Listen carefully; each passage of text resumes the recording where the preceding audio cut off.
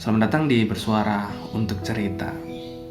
Rasa sakit di dalam sebuah perpisahan itu sangat nyata. Rasa sakit itu bukanlah hal dongeng semata yang hanya dikatakan itu tidak nyata dan lain-lain.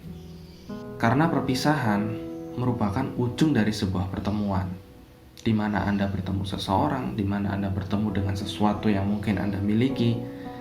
Semuanya akan pasti berujung di dalam perpisahan. Perpisahan banyak sekali kasusnya.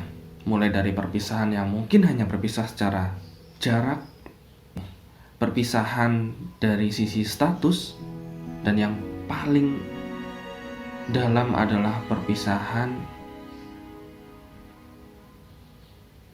karena kematian. Semua itu hanya akan meninggalkan memori. Bila memang saat ini Anda berada di fase seperti itu, saya ataupun orang lain yang ada di sekitar Anda tidak akan cukup hanya mengatakan bersabarlah, kamu kuat ya, kamu bisa, pasti semuanya baik-baik saja.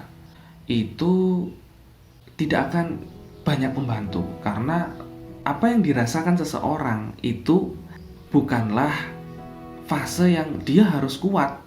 Saat seperti itu adalah fase di mana memang kita semua lemah, kita semua kecewa, kita semua sedih, kita semua terluka.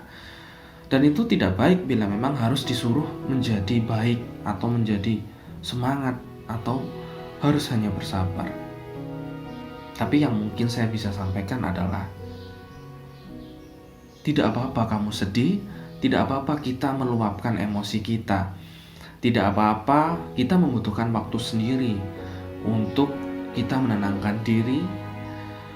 Tidak apa-apa kamu menjadi lemah, terpuruk, dan lain-lain.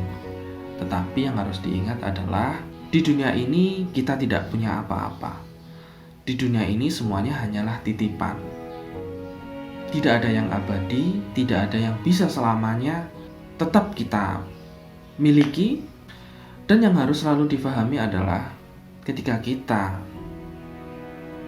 akan mendapatkan sesuatu, itu artinya suatu saat kita akan kehilangan sesuatu. Karena semuanya hanya berlaku dengan dua proses ini.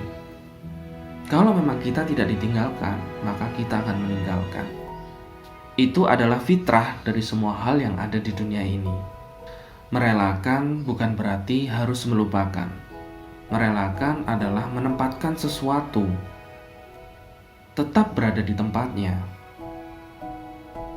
Karena tidak akan lebih baik bila sesuatu itu terus kita bawa, terus kita pindahkan ke tempat yang selalu dekat dengan kita.